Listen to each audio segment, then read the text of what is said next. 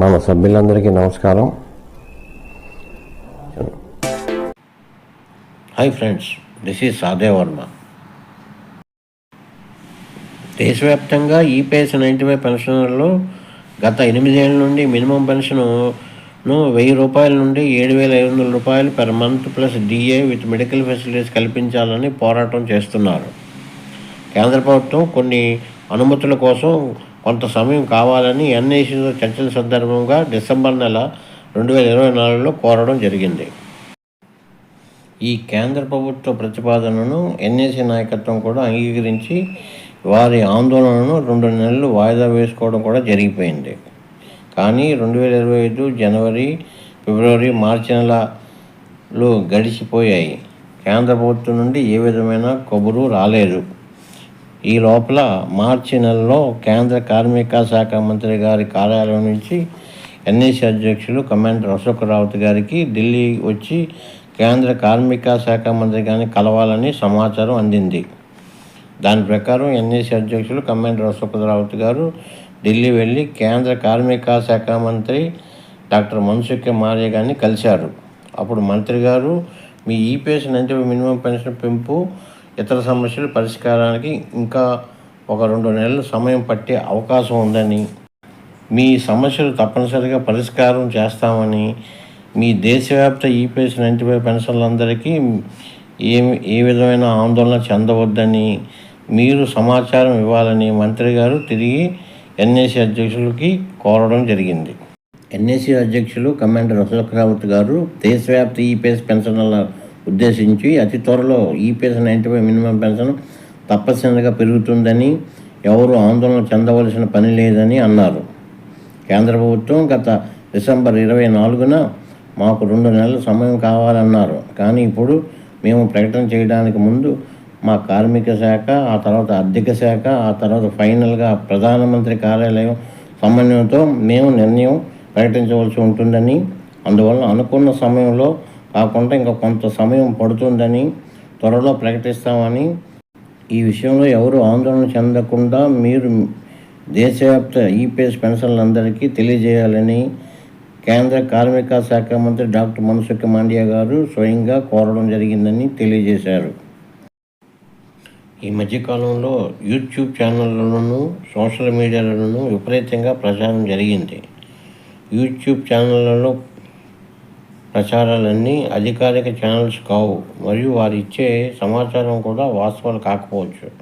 అందువలన వీటినన్నింటినీ పక్కన పెట్టేసినా, ఎలాగూ యూట్యూబ్ ఛానల్స్ ప్రచారాలన్నింటినీ పక్కన పెట్టేసినా, ఈ లోపల ప్రధానమైన పేరున్న టీవీ న్యూస్ ఛానల్స్లోనూ TV9, NDTV, Zee news, money 9, Aaj Tak news, news 24, business line మొదలగు టీవీ న్యూస్ ఛానల్స్లోను మరియు అదేవిధంగా ప్రధానమైన national news websites like Google, Zee news, news 18, economic times, times of India తదితర న్యూస్ వెబ్సైట్లలోనూ కేంద్ర ప్రభుత్వం ఈపీఎస్ 95 మినిమం పెన్షన్ను 1000 రూపాయల నుండి 7,500 రూపాయలుగాను ప్లస్ డిఏతో మరియు మెడికల్ సదుపాయాలతో త్వరలో ప్రకటించబోతున్నదని భారీగా ప్రచారం చేశారు.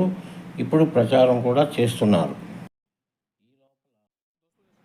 యూత్ ఛానల్స్ అన్నిటినీ పక్కన పెట్టేస్తే ప్రధానమైన మొదలగు టీవీ ఛానల్స్లో జోరుగా ప్రచారం జరుగుతున్నది.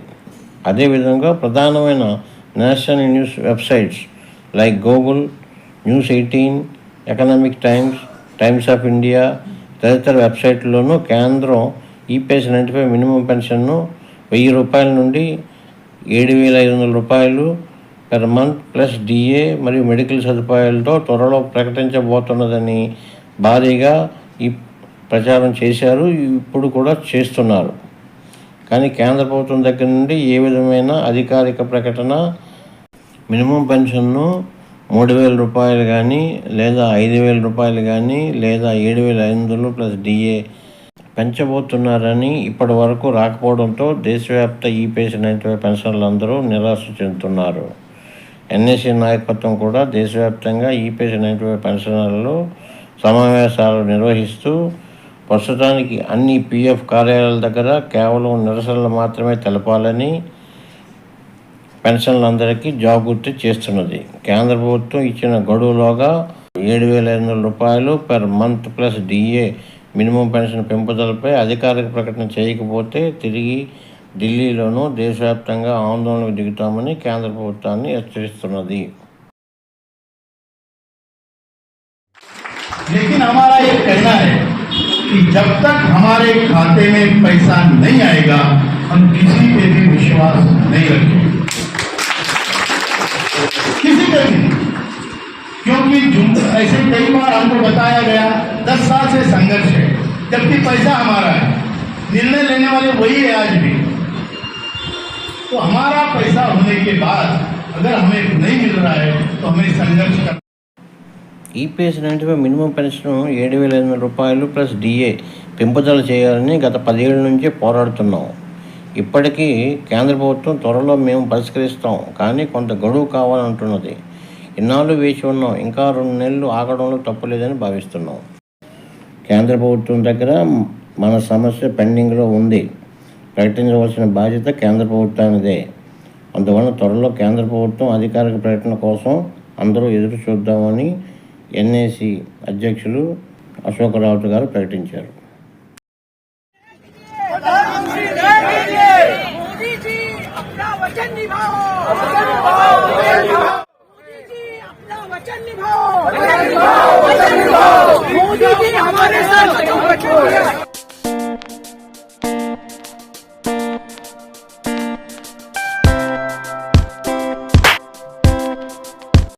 Let us hope for the best. మరి యొక్క కొత్త సమాచార వీడియోతో మీ ముందుకు వస్తాను.